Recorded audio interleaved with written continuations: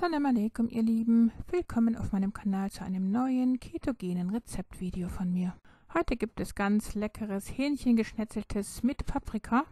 Ein einfaches, aber köstliches und sehr gesundes Rezept. Dieses Eintopfgericht serviere ich dann mit meinem ketogenen Leinsamenbrot, also den Leinsamen-Wraps. Man könnte es aber auch mit Shirataki-Nudeln servieren. Die Hähnchenbrust ist natürlich hier wieder von Josefs Bio, also reines, gesundes Biofleisch von artgerecht gehaltenen Hähnchen, die Auslauf in der Natur haben, die kein künstliches Futter bekommen und keine Medikamente verabreicht, geschweige denn Hormone bekommen. Also Fleisch von allerbester Qualität, welches unserer Gesundheit sehr zuträglich ist. Ich nehme etwa 250 Gramm von dieser Hähnchenbrust, schneide sie in lange Streifen und diese wiederum in kleine Würfel. Dann geben wir mein selbstgemachtes Bio-Ghee hier in den Topf. Mein Video dazu, wie man das Ghee selber herstellen kann, werde ich euch hier oben verlinken.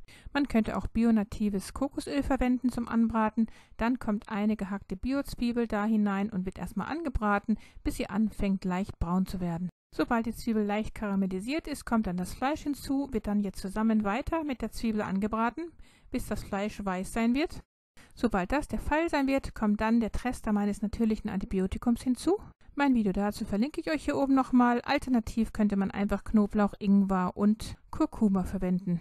Wir braten 1 Minute weiter, dann kommen die Gewürze hinzu, Natursalz, Bio-Gemüsebrühe, Kurkuma, Knoblauchpulver, Currygewürz, frisch geschossener schwarzer Pfeffer und frisch gemahlener Koriander. Die Gewürze kommen dann dazu und werden ganz kurz mitgebraten, bevor wir sie dann mit der Knochenbrühe ablöschen. In diesem Fall habe ich jetzt die Hähnchenknochenbrühe von Josefs Bio verwendet, aber meine eigene Knochenbrühe, das Video dazu kann ich euch hier oben auch gerne nochmal verlinken.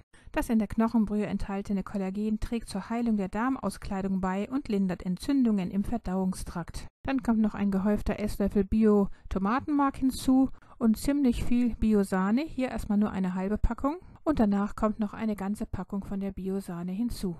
Bio-Schlagsahne ist reich an gesättigten Fettsäuren, die besonders gesund für uns sind. Sie sind unter anderem am Aufbau von Biomembranen beteiligt und schützen die inneren Organe.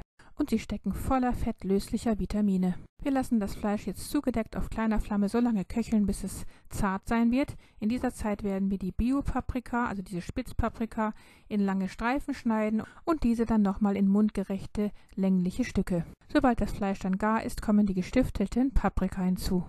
Wir lassen noch einmal alles aufkochen und dann wird die Flamme wieder auf ganz klein gedreht und zugedeckt nochmal etwa 5 Minuten köcheln gelassen.